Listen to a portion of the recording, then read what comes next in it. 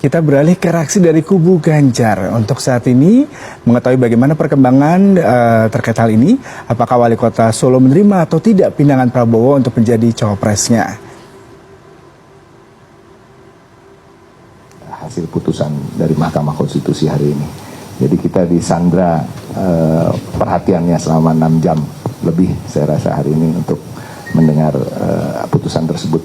Pada prinsipnya apa yang telah diputuskan Mahkamah Konstitusi menjadi hak daripada Mahkamah Konstitusi itu sendiri, tapi kami mempunyai sikap yang cukup jelas mengenai hasil dari putusan tersebut. Berikut akan saya bacakan sedikit dari sikap-sikap yang telah kami rumuskan mengenai putusan tersebut.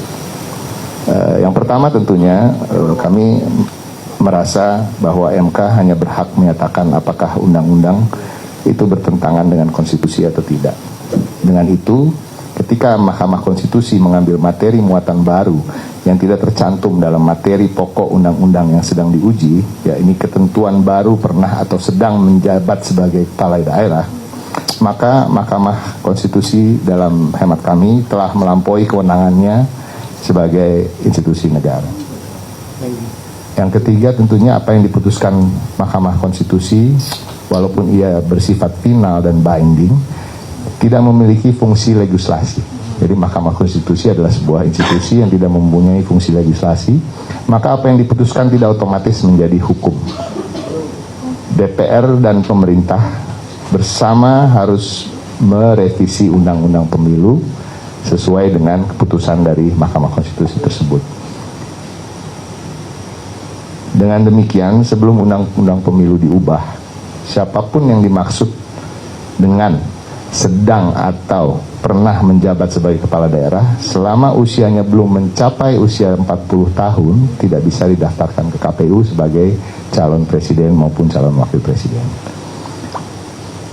KPU dan Bawaslu sebagai penyelenggara pemilu juga tidak bisa melakukan perubahan PKPU berkaitan dengan materi muatan pernah atau sedang menjadi kepala daerah sebelum undang-undang pemilu tersebut direvisi di DPR. Terima kasih. Mungkin itu yang bisa kami sampaikan saat ini, dan kalau ada tambahan dari Mas Tama. Terima kasih Mas Ciko. Rekan-rekan sekalian, menambahkan sedikit saja. Pada prinsipnya tentu kami dari TPN menghargai apa yang kemudian sudah diputuskan oleh Mahkamah Konstitusi.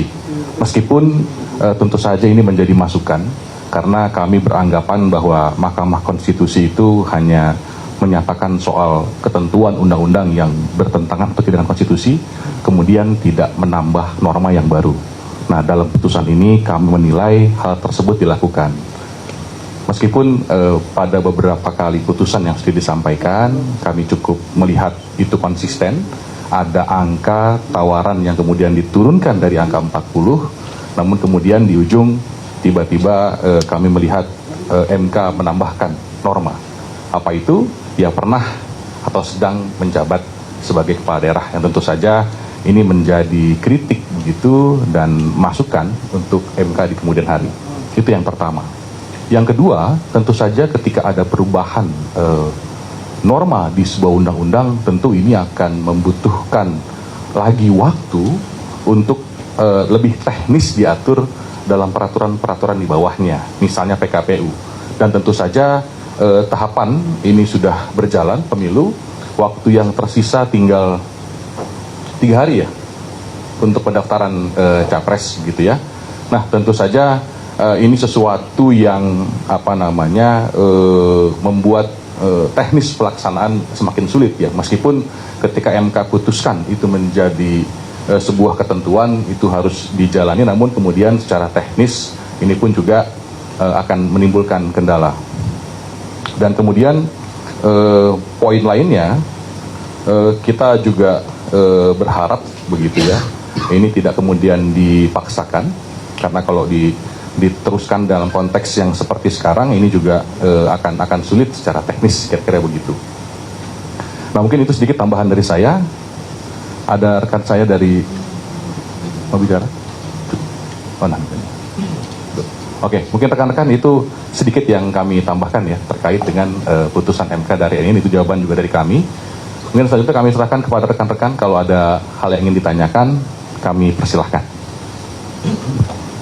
Siap, Mas.